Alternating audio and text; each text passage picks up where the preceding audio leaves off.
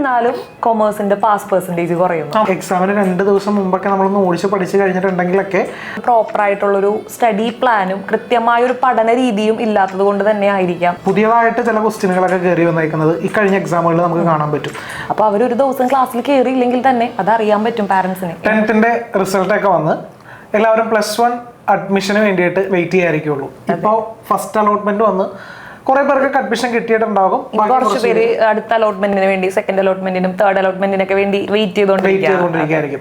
അപ്പോൾ എല്ലാവർക്കും എങ്ങനെ നിങ്ങൾ ആഗ്രഹിച്ച കോഴ്സൊക്കെ തന്നെയാണോ ഇപ്പോൾ ഫസ്റ്റ് അലോട്ട്മെന്റിൽ ആഗ്രഹിച്ച സ്കൂളിൽ തന്നെയാണോ കിട്ടിയേക്കുന്നത്? ഇഷ്ടപ്പെട്ട കോഴ്സൊക്കെ തന്നെയാണ് കുറെ പേര് കിട്ടിയേക്കുന്നത്. ഇനി അല്ലാന്നുണ്ടെങ്കിൽ പേടിക്കണ്ട, ഇനിയും ചാൻസ് ഉണ്ട്. അടുത്ത അലോട്ട്മെന്റ്സിൽ ചിലപ്പോൾ നമുക്ക് ഇഷ്ടപ്പെട്ട സ്കൂളുകളും അതേപോലെ ഇഷ്ടപ്പെട്ട കോഴ്സുകളും ആയിരിക്കും ചിലപ്പോൾ കിട്ടുന്നത്. അങ്ങനെ കിട്ടട്ടെ എന്തായാലും. ഓക്കെ.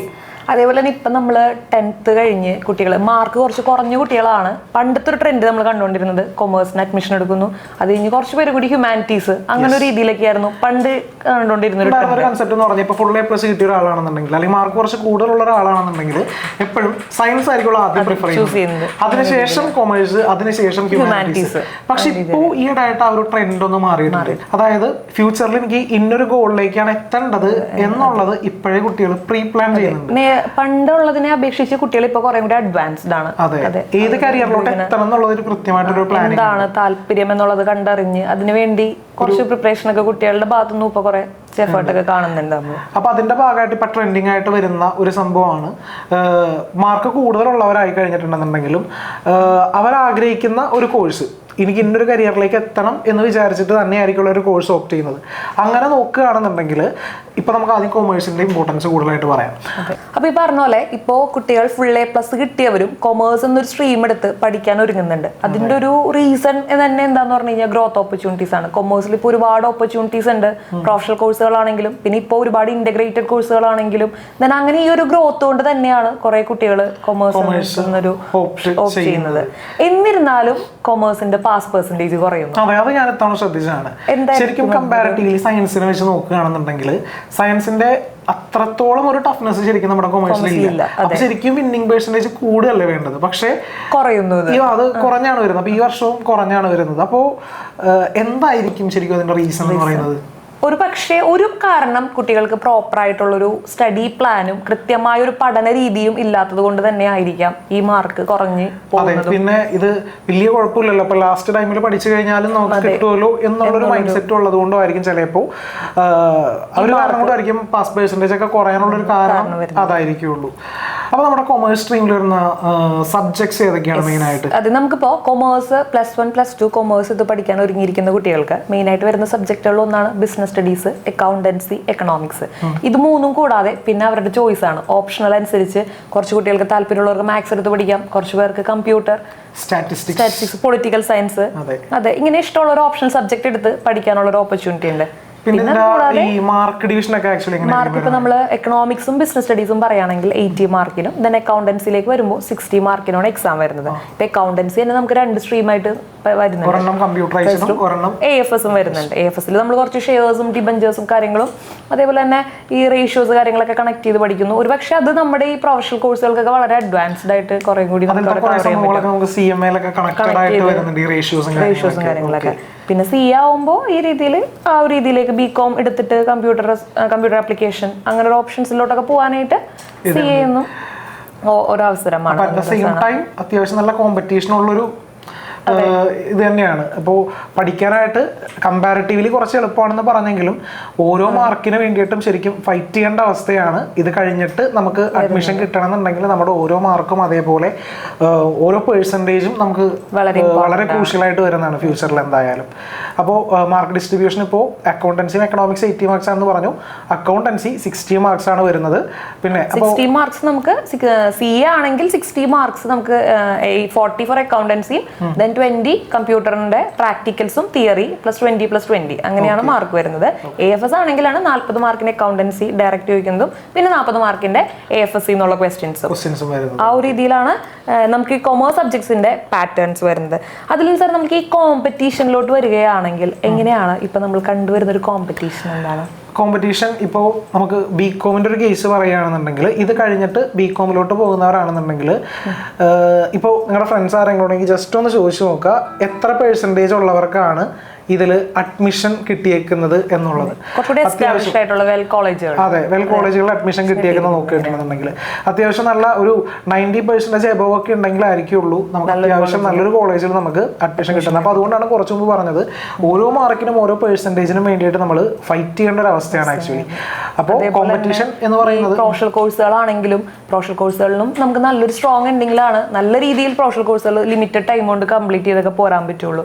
അല്ലാതെ ഒരു ലൈഫ് ടൈം മുഴുവനും അതിന് വേണ്ടി ഇൻവെസ്റ്റ് ചെയ്ത് നമുക്ക് സമയം കളയേണ്ട ആവശ്യം പറ്റില്ല. അപ്പൊ ഓരോ മാർക്കും വളരെ ഇമ്പോർട്ടന്റ് ആണ്. അപ്പൊ ഈ ഓരോ മാർക്കിനും ഇമ്പോർട്ടൻസ് കൊടുക്കുന്നത് കൊണ്ട് തന്നെ അതിൽ നിന്ന് നമ്മുടെ ന്യൂട്ടൺസിന്റെ ക്ലാസ്സസിന്റെ പ്രത്യേകതകൾ എന്താണ്? നമുക്ക് അതിനെ കുറിച്ച് ഡിസ്കസ് ചെയ്യാം. അതെ, ന്യൂട്ടൺസിന്റെ പ്രത്യേകത. യെസ്, അപ്പൊ നമ്മുടെ ഈ ന്യൂട്ടൺസിന്റെ ക്ലാസ്സുകൾ എങ്ങനെയാന്ന് പറഞ്ഞു കഴിഞ്ഞാൽ വളരെ എഫക്റ്റീവ് ആയിട്ടുള്ള ലൈവ് ഇന്ററാക്റ്റീവ് ഓൺലൈൻ ക്ലാസ്സുകളായിരിക്കും കുട്ടികൾക്ക് വേണ്ടി നമ്മൾ പ്രൊവൈഡ് ചെയ്യുന്നത്. ഇപ്പൊ നമ്മുടെ ക്ലാസ്സസ് ആണെങ്കിലും ഈ പറഞ്ഞ പോലെ ഇംഗ്ലീഷിലും മലയാളത്തിലും. അതെ, കാരണം പറഞ്ഞിട്ടുണ്ടെങ്കിൽ ഇപ്പോൾ 10ാം ക്ലാസ് മലയാളം മീഡിയത്തിൽ പഠിച്ചു വന്നേക്കുന്ന കുട്ടികളുടെ ഒരു മെയിൻ കൺസേൺ ആയിരിക്കുള്ളൂ, അയ്യോ ഇനി +1 എത്തുന്ന സമയത്ത് ഇംഗ്ലീഷിൽ തന്നെ എഴുതേണ്ടി വരൂ, അത് എങ്ങനെ ബാധിക്കും എന്നുള്ളതൊക്കെ. അപ്പോൾ നമ്മുടെ ക്ലാസ്സുകൾ എന്ന് പറയുന്നത് ഇംഗ്ലീഷ് മീഡിയം സ്റ്റുഡൻസിനും അതേപോലെ മലയാളം മീഡിയം സ്റ്റുഡൻസിനും ഒരേപോലെ മനസ്സിലാക്കാൻ അല്ലെങ്കിൽ ഒരേപോലെ ഫോളോ ചെയ്യാൻ പറ്റുന്ന രീതിയിലായിരിക്കുള്ളൂ നമ്മൾ പഠിപ്പിച്ചു പോകുന്നത്. അപ്പോൾ ആ ഒരു കാര്യത്തിൽ ടെൻഷൻ വേണ്ട. തലേ ദിവസം എടുത്ത ടോപ്പിക്സ് കൃത്യമായിട്ട് കുട്ടികൾക്ക് ഇരുന്ന് പഠിക്കാനും ദെൻ നെക്സ്റ്റ് ഡേ അതിന്റെ ഡെയിലി എക്സാം ആയിട്ട്, അതായത് പ്രീവിയസ് ഇയർ ക്വസ്റ്റ്യൻസ് എല്ലാം ഇൻക്ലൂഡ് ചെയ്തുകൊണ്ടുള്ള ഡെയിലി എക്സാംസും ദെൻ എന്താണ് ഓരോ ചാപ്റ്റർ കഴിയുമ്പോൾ ആ ചാപ്റ്ററിന്റെ ചാപ്റ്റർ വൈസ് എക്സാംസും ഉണ്ടാവും. അതേപോലെ തന്നെ നമ്മൾ മോഡൽ എക്സാംസും കൃത്യമായിട്ട് കുട്ടികൾക്ക് പ്രൊവൈഡ് ചെയ്യുന്നുണ്ട്. സാധാരണ ഒരു ഓൺലൈൻ ക്ലാസ്സസ് വെച്ച് നോക്കുന്ന സമയത്ത് ഈ ന്യൂട്ടൺസിന്റെ പ്രത്യേകത എന്താണ് മെയിൻ ആയിട്ട് നോക്കുകയാണെങ്കിൽ? മറ്റുള്ള ഓൺലൈൻ ക്ലാസ്സുകളെ കമ്പയർ ചെയ്യുമ്പോൾ ന്യൂട്ടൺസിന്റെ പ്രത്യേകത എന്ന് പറഞ്ഞു കഴിഞ്ഞാൽ നമ്മൾ പ്രൊവൈഡ് ചെയ്യുന്നത് ലൈവ് ഇന്ററാക്റ്റീവ് ഓൺലൈൻ ക്ലാസ്സുകളാണ്. ഇവിടെ കുട്ടി കൃത്യമായിട്ട് ക്ലാസ് അറ്റൻഡ് ചെയ്യുന്നുണ്ടോ ഇല്ലയോ എന്നുള്ള കാര്യം ഓരോ ടീച്ചേഴ്സും ഇരുന്ന് ഉറപ്പുവരുത്തുന്നുണ്ട്. അപ്പൊ അവരൊരു ദിവസം ക്ലാസ്സിൽ കയറിയില്ലെങ്കിൽ തന്നെ അത് അറിയാൻ പറ്റും പാരന്റ്സിന്. നമുക്ക് ക്ലാസ് എടുത്തോണ്ടിരിക്കുന്നതിനിടയിൽ തന്നെ നമുക്ക് ഡൗട്ടും ക്ലിയർ ചെയ്യാൻ പറ്റും. അതെ, ഡയറക്റ്റ് ആയിട്ട് കുട്ടികൾക്ക് ചോദിക്കാൻ പറ്റും. നേരിട്ട് ഡൗട്ട് ചോദിച്ച് ക്ലിയർ ചെയ്ത് പോകാനും സാധിക്കും. പിന്നെ ഇപ്പൊ ഞാൻ പറയാം, ഇതേപോലെ തന്നെ നമ്മളൊരു പാരന്റ്സ് പോയിന്റ് ഓഫ് വ്യൂല് നോക്കുമ്പോൾ എന്തുകൊണ്ട് എന്റെ കുട്ടി ന്യൂട്ടൺസ് ചൂസ് ചെയ്യണം എന്നുള്ളത് നമ്മൾ പറയുകയാണെങ്കിൽ പാരന്റ്സിന് എപ്പോഴും എല്ലാ പാരന്റ്സും ഒരു കൺസേൺ എന്ന് പറയുന്നത്, അല്ലെങ്കിൽ അവരുടെ ഒരു വിഷ് അല്ലെങ്കിൽ ആഗ്രഹം എന്ന് പറയുന്നത് തന്റെ കുട്ടി ഏറ്റവും ബെസ്റ്റ് പ്രൊവൈഡ് ചെയ്യണം എന്നുള്ളതായിരിക്കും. അതേപോലെ ബെസ്റ്റ് ഒരു കരിയർ ഉണ്ടായിരിക്കണം, ബെസ്റ്റ് ഒരു ഗ്രോത്ത് ഉണ്ടായിരിക്കണം എന്നുള്ളതാണ്. അപ്പോൾ ഇനി മുന്നോട്ടുള്ള കാര്യങ്ങളാണെങ്കിലും അതിനെന്ത് വേണം, നല്ലൊരു ബേസ് ആയി സ്ട്രോങ് ആയിരിക്കണം എന്നുള്ളതാണ്. അപ്പൊ ഇവിടെയും നമ്മൾ ഓരോ കുട്ടീനെയും ഓരോ ഇൻഡിവിജ്വലി കൺസിഡർ ചെയ്തുകൊണ്ട് തന്നെയാണ് അവർക്ക് അങ്ങനെ ഒരു കെയർ കൊടുക്കുന്നതും അവരുടെ ആ ഒരു നല്ല റിസൾട്ടിലേക്ക് നമുക്ക് സപ്പോർട്ട് ചെയ്യാൻ പറ്റും. പിന്നെ നമ്മുടെ എക്സാംസ് ഇപ്പോൾ നമുക്ക് ഡെയിലി എക്സാംസ് ഉണ്ടാവും പറഞ്ഞു, പിന്നെ ഓരോ ചാപ്റ്റർ കഴിയുമ്പോൾ ചാപ്റ്റർ വൈസ് എക്സാം ഉണ്ടാവും പറഞ്ഞു, മോഡൽ എക്സാം, റിവിഷൻസ്, ഇത് എങ്ങനെയാണെന്നൊന്ന് പറയും? ഇപ്പോൾ ഡെയിലി എക്സാംസ് നമ്മൾ ഒരു ദിവസം ക്ലാസ് ഇന്നെടുത്ത ടോപ്പിക്സ് അടുത്ത ഡേ നമ്മൾ 10 മാർക്കിന്റെ അല്ലെങ്കിൽ 10 മാർക്സിന്റെ എക്സാംസ് ആയിട്ട് കുട്ടികൾക്ക് കണ്ടക്ട് ചെയ്യുന്നുണ്ട്. അത് ആ ടൈമിൽ തന്നെ ക്ലാസ്സിലിരുന്ന ടീച്ചേഴ്സ് അത് വാല്യൂ ചെയ്യുന്നു. കുട്ടികൾക്ക് കറക്ഷൻസ് എന്തെങ്കിലും ഉണ്ടെങ്കിൽ അവർക്കത് ചോദിച്ച് ക്ലിയർ ചെയ്യാൻ, ഇപ്പോൾ കുട്ടികൾക്ക് അത് ചോദിച്ച് ക്ലിയർ ചെയ്യാനുള്ള ഒരു ഓപ്ഷൻ കൊടുക്കുന്നു. ദെൻ ഒരു ചാപ്റ്റർ കഴിഞ്ഞ് കഴിയുമ്പോൾ ആ ചാപ്റ്റർ എക്സാം ആയിട്ട് എടുക്കുന്നു. അപ്പൊ ഇതൊക്കെ അവർക്ക് ഒരുപാട് അവരുടെ നല്ല എന്താണ് ആ ടൈം മാനേജ് ചെയ്ത് കൊടുക്കുന്ന ഒരു ടൈം എത്രയാണോ ആ ടൈമിൽ തന്നിരിക്കുന്ന ക്വസ്റ്റ്യൻസ് എഴുതി കംപ്ലീറ്റ് ചെയ്ത് ആ ഒരു അവരുടെ ഒരു മെയിൻ എക്സാമിലേക്ക് ആ ഒരു ടൈം മാനേജ്മെന്റ് പ്രിപ്പറേഷനിലോട്ടും കൂടി നമ്മൾ എത്തിക്കണം. അതേപോലെ മെയിൻ എക്സാം ആകുന്നതിന് അതല്ലെങ്കിൽ നമ്മുടെ ഫസ്റ്റ് ടേം സെക്കൻഡ് ടേം എക്സാമിനൊക്കെ കറക്റ്റ് ഒരു മാസം മുമ്പ് ഓരോ റിവിഷൻ നമ്മൾ കണ്ടക്ട് ചെയ്യും. അതായത് ഇന്ന ദിവസം ഈ സബ്ജക്റ്റ് ആണ് പഠിക്കേണ്ടത്, ഈ സബ്ജക്റ്റിൽ ഈ ചാപ്റ്റേഴ്സ് ആണ് നമ്മൾ കവർ ചെയ്യേണ്ടതെന്ന് പറഞ്ഞിട്ട് ഒരു ടൈം ടേബിൾ റെഡിയാക്കിയിട്ട് ആ ഒരു മാസത്തിനുള്ളിൽ ഒരു ഇതുവരെ കഴിഞ്ഞേക്കുന്ന എല്ലാ ചാപ്റ്റേഴ്സിന്റെ ഒരു ഫുൾ റിവിഷൻ എന്ത് ചെയ്യും, ആ രീതിയിലൂടെ നമുക്ക് ഇപ്പോൾ എക്കോബോസിന്റെ കേസ് പറയുമ്പോൾ അക്കൗണ്ടൻസി നമുക്കൊരു പ്രോബ്ലം പേപ്പറാണ്. ഈ പ്രോബ്ലം പേപ്പറിൽ തന്നെ നമ്മൾ ഈ റിവിഷൻ ടൈമിലാണെങ്കിലും ക്ലാസ് ടൈമിലാണെങ്കിലും ഒരുപാട് ക്വസ്റ്റ്യൻസ് കുട്ടികളെ വർക്കൗട്ട് ചെയ്യിപ്പിച്ച് അത് അവരെ ലാസ്റ്റ് ആവുമ്പോൾ ഓൾമോസ്റ്റ് ആ കുട്ടികൾ അത് ചെയ്യാനുള്ളൊരു ഏബിൾ ആവും. ആ ഒരു രീതിയിലേക്ക് കുട്ടികളെ നമ്മൾ പ്രിപ്പയർ ചെയ്യാം. പിന്നെ നമ്മുടെ അടുത്തൊരു ഹൈലൈറ്റ് ആണ് നമ്മുടെ മെറ്റീരിയൽ എന്ന് പറയുന്നത്. അപ്പോൾ ഈ മെറ്റീരിയലിനെ കുറിച്ച് പറയുമ്പോൾ ആദ്യമേ നമ്മൾ ചെയ്യേണ്ട ഒരു കാര്യം, നമ്മുടെ 10th വരെ നമ്മൾ പഠിച്ച കാര്യങ്ങളൊക്കെ അല്ലെങ്കിൽ അവിടെ നടന്നിരുന്ന കാര്യങ്ങളൊക്കെ അതിനുശേഷം ഇങ്ങോട്ട് വരുമ്പോൾ ഒരുപാട് മെറ്റീരിയൽസ് അല്ലെങ്കിൽ ഒരുപാട് സ്റ്റഡി മെറ്റീരിയൽസ് നമ്മുടെ മുമ്പിലുണ്ടാവും. നമ്മുടെ മാർക്കറ്റിൽ അവൈലബിൾ ആയിരിക്കും, ഓൺലൈനിൽ അവൈലബിൾ ആയിരിക്കുള്ളൂ. ആദ്യമേ തന്നെ നമ്മളെല്ലാവരും ശ്രദ്ധിക്കേണ്ട ഒരു കാര്യം, limit the number of the resource. നമുക്ക് ഒരുപാട് റിസോഴ്സ് ഉണ്ടാവും, പക്ഷെ നമുക്ക് ഏറ്റവും കൂടുതൽ ആവശ്യമുള്ള സംഗതികൾ ഏതാണോ അതെല്ലാം കൂടെ ഒറ്റ ഒരെണ്ണത്തിലാക്കി കിട്ടുകയാണെന്നുണ്ടെങ്കിൽ നമ്മൾ ചൂസ് ചെയ്യേണ്ടത് അതാണ്. ഒരുപാട് റിസോഴ്സിൻ്റെ പുറകെ പോവുകയാണെന്നുണ്ടെങ്കിൽ ലാസ്റ്റ് നമുക്ക് ഒന്നും ഇല്ലാത്തൊരവസ്ഥ വരും.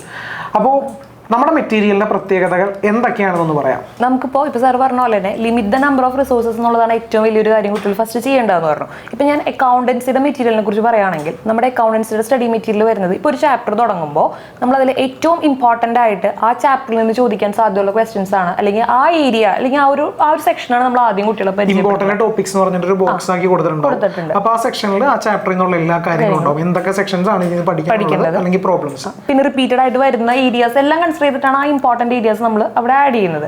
ചാപ്റ്ററിനെ കുറിച്ച് പിക്ചർ ആദ്യമേ കിട്ടും. അതെ, ഈ ചാപ്റ്ററിൽ ഇന്ന കാര്യങ്ങളാണ് പഠിക്കാനുള്ളത്, ഇതാണ് ഇതിന്റെ ഇമ്പോർട്ടന്റ് ഏരിയാസ് എന്നുള്ള ഒരു ഐഡിയ കുട്ടികളിലേക്ക് എത്താണ്. പിന്നെ നമ്മൾ ഒരു ചാപ്റ്ററിലോട് കടക്കുമ്പോൾ ആ ചാപ്റ്ററിൽ ഇമ്പോർട്ടന്റ് ആയിട്ട് വരുന്നതെല്ലാം നമ്മൾ ബോൾഡ് ആക്കി ഇറ്റാലിക്സിൽ ഓരോ ബോക്സിൽ ആഡ് ചെയ്യണം. കുട്ടികൾക്ക് പെട്ടെന്ന് നോക്കുമ്പോൾ അട്രാക്റ്റീവ് ആയിട്ട് തോന്നി പെട്ടെന്ന് ക്യാച്ച് ചെയ്യാൻ പറ്റുന്ന രീതിയിൽ. ഇപ്പോൾ പ്രോബ്ലം പേപ്പർ ആയതുകൊണ്ട് തന്നെ ഓരോ ക്വസ്റ്റ്യൻ കഴിയുമ്പോഴും അല്ലെങ്കിൽ ഒരു പാർട്ട് എടുത്തു കഴിഞ്ഞാൽ അതിന്റെ ഒരു പ്രോബ്ലം വളരെ എക്സ്പ്ലനേഷൻ കൊടുത്ത് അവർക്ക് നല്ല രീതിയിൽ പെട്ടെന്ന് നോക്കിയാൽ തന്നെ മനസ്സിലാവുന്ന രീതിയിലാണ് നമ്മൾ എക്സ്പ്ലനേഷൻ കൊടുത്തിരിക്കുന്നത്. then അതിൽ നിന്ന് നേരെ അത് കഴിഞ്ഞ് കഴിഞ്ഞാൽ പ്രാക്ടിക്കൽ പ്രോബ്ലംസ് അവർക്ക് ചെയ്ത് പഠിക്കാനായിട്ട് അതേ മോഡൽ തന്നെ ചാപ്റ്ററിന്റെ ലാസ്റ്റ് ആയിട്ട് പ്രാക്ടിക്കൽ പ്രോബ്ലംസ് കൊടുക്കുന്നു. then അത് കഴിഞ്ഞ് പ്രീവിയസ് ഇയർ ക്വസ്റ്റ്യൻസ് നമ്മളിപ്പോൾ ഓരോ ഇയറിനും തൊട്ട് മുന്നേ ഉള്ള ഒരു 5 വർഷത്തെ ക്വസ്റ്റ്യൻ പേപ്പേഴ്സ് ആഡ് ചെയ്യുന്നുണ്ടെങ്കിലും അതിലും കൂടെ നമ്മൾ കൂടുതലായിട്ടുള്ള ക്വസ്റ്റ്യൻസും ഓരോ ഇംപ്രൂവ്മെന്റ് എക്സാംസ് ഇതെല്ലാം കൺസിഡർ ചെയ്തുകൊണ്ടുള്ള ക്വസ്റ്റ്യൻസും കൂടി ഓരോ വർഷത്തെ സെപ്പറേറ്റ് ഇയർ ബൈ ഇയർ ആയിട്ട് നമ്മൾ ആഡ് ചെയ്യുന്നുണ്ട്. പിന്നെ തൊട്ട് മുന്നേ ഉള്ള കഴിഞ്ഞ വർഷത്തെ ക്വസ്റ്റ്യൻ പേപ്പേഴ്സും നമ്മൾ സ്റ്റഡി മെറ്റീരിയൽ കൊടുക്കുന്നുണ്ട്. ലാസ്റ്റ് ആയിട്ട് 2025 ഈ വർഷം നടന്ന ക്വസ്റ്റ്യൻ പേപ്പർ ആഡ് ചെയ്തിട്ടുണ്ട്. അതിന്റെ ആൻസർ കീ പക്ഷേ നമ്മൾ സ്റ്റഡി മെറ്റീരിയൽ കൊടുക്കില്ല, അത് ഡയറക്റ്റ് ആയിട്ട് കുട്ടികൾക്ക് റെക്കോർഡഡ് വീഡിയോസ് ആയിട്ട് നമ്മുടെ യൂട്യൂബ് ചാനലിൽ ഡീറ്റെയിൽഡ് ആയിട്ടുള്ള ഒരു എക്സ്പ്ലനേഷൻ ആണ് നമ്മൾ പ്രൊവൈഡ് ചെയ്യുന്നത്. ഇത്രയാണ് നമ്മുടെ സ്റ്റഡി മെറ്റീരിയലിന്റെ ഒരു അഡ്വാൻറ്റേജ് എന്ന് പറയുന്നത്. സാർ, ഇപ്പോൾ ഈ മാറിക്കൊണ്ടിരിക്കുന്ന എക്സാം പാറ്റേൺസിനെ കുറിച്ച് എന്താണ് പറയുന്നത്? എക്സാം പാറ്റേണിനെ കുറിച്ച് പറയുകയാണെങ്കിൽ ഇപ്പോൾ ലാസ്റ്റ് ഇയറിലത്തെ എക്സാം എടുത്ത് നോക്കുകയാണെങ്കിൽ ദാറ്റ് മീൻസ് ഇക്കഴിഞ്ഞ എക്സാം എടുത്ത് നോക്കുകയാണെങ്കിൽ +1 ആയിക്കോട്ടെ നമ്മുടെ +2 ആയിക്കോട്ടെ, എക്സാം പാറ്റേണിൽ അല്ലെങ്കിൽ ചോദിക്കുന്ന ക്വസ്റ്റ്യനിലൊക്കെ കൃത്യമായിട്ടുള്ളൊരു ചേഞ്ച് നമുക്ക് കാണാൻ പറ്റും. മുൻപുണ്ടായിരുന്നത് പോലെയല്ല, ചെറിയൊരു ചേഞ്ച് എന്ത് ചെയ്തിട്ടുണ്ട് ഇതിൽ വന്നിട്ടുണ്ട്. അപ്പോൾ നമ്മൾ മുമ്പ് ഉണ്ടായിരുന്നത് പോലെ പ്രീവിയസ് ക്വസ്റ്റ്യൻസ് മാത്രം നമ്മൾ പഠിച്ചു കഴിഞ്ഞിട്ടുണ്ടെന്നുണ്ടെങ്കിൽ നമുക്ക് അങ്ങനെ ഫുൾ മാർക്ക് അല്ലെങ്കിൽ നല്ല മാർക്കിലോട്ട് എത്താനായിട്ട് നമുക്ക് പറ്റൂല. അപ്പോൾ കൃത്യമായിട്ടുള്ളൊരു പാറ്റേൺ ചേഞ്ച് നമുക്ക് വന്നിട്ടുണ്ട്. ഓക്കെ, അപ്പോൾ ആ ഒരു പാറ്റേൺ ചേഞ്ച് ഒക്കെ അറിഞ്ഞിട്ട് വേണം നമ്മൾ എന്ത് ചെയ്യാനായിട്ട് ഇനി അങ്ങോട്ട് പഠിക്കാനായിട്ട്. ഇപ്പോൾ നമുക്ക് തലേ ദിവസം ഒരു യൂട്യൂബ് ലൈവ് അതല്ലെങ്കിൽ എക്സാമിന് 2 ദിവസം മുമ്പൊക്കെ നമ്മളൊന്ന് ഓടിച്ച് പഠിച്ചു കഴിഞ്ഞിട്ടുണ്ടെങ്കിലൊക്കെ നമുക്ക് ഒരു A+ ഗ്രേഡിലോട്ടോ അല്ലെങ്കിൽ ഫുൾ മാർക്കിലോട്ടോ ഒന്നും നമുക്ക് എന്ത് ചെയ്യാൻ പറ്റില്ല, എത്താനായിട്ട് പറ്റില്ല. അതിന് കൃത്യമായിട്ടൊരു സ്റ്റഡി പ്ലാൻ നമുക്ക് വേണം, കൃത്യമായിട്ടൊരു പ്ലാൻ വേണം. അത് എന്നാണോ നമ്മൾ പഠിച്ചു തുടങ്ങുന്നത്, മീൻസ് ക്ലാസ് സ്റ്റാർട്ട് ചെയ്യുന്നത് അന്ന് മുതലേ നമ്മൾ എന്ത് ചെയ്യണം, കൃത്യമായിട്ടുള്ളൊരു സ്റ്റഡി പ്ലാൻ വെച്ചിട്ട് റെഗുലറായിട്ട് പഠിച്ചു പോയാൽ മാത്രമേ നമുക്ക് എന്ത് ചെയ്യുള്ളൂ A+ എന്ന് പറയുന്ന ഒരു ഗ്രേഡിലോട്ട് അതല്ലെങ്കിൽ നല്ലൊരു മാർക്കിലോട്ട് നമുക്ക് എത്താനായിട്ട് പറ്റുള്ളൂ. എന്തായാലും അത് ഈ പാറ്റേൺ ചേഞ്ച് അതല്ലെങ്കിൽ ഈ പുതിയതായിട്ട് ചില ക്വസ്റ്റ്യനുകളൊക്കെ കയറി വന്നേക്കുന്നത് ഈ കഴിഞ്ഞ എക്സാമുകളിൽ നമുക്ക് കാണാൻ പറ്റും. അപ്പോൾ അതൊക്കെ മനസ്സിലാക്കി പഠിച്ചാലേ നമുക്ക് എന്ത് ചെയ്യാൻ പറ്റുള്ളൂ, നല്ലൊരു റിസൾട്ടിലോട്ട് എത്താനായിട്ട് പറ്റുള്ളൂ. സോ അങ്ങനെ ആ ഒരു പാറ്റേൺ ചേഞ്ച് ഒക്കെ മനസ്സിലാക്കിക്കൊണ്ടുള്ളൊരു സ്റ്റഡി പ്ലാൻ ആണ് ന്യൂട്ടൺസ് ഇത്തവണ റെഡിയാക്കിയേക്കുന്നത്. ഈ വർഷത്തെ +1 +2 കൊമേഴ്സ് സ്റ്റുഡൻസിനായിട്ട് ഓൾറെഡി അഡ്മിഷൻസ് സ്റ്റാർട്ട് ചെയ്തിട്ടുണ്ട്. അപ്പോൾ ഈ മാറുന്ന ട്രെൻഡ് അനുസരിച്ചിട്ട് പുതിയ സ്റ്റഡി പ്ലാനോടെ നമുക്ക് എല്ലാവർക്കും ഒരുമിച്ച് പഠിച്ചു തുടങ്ങാം. Okay, join Newton's now.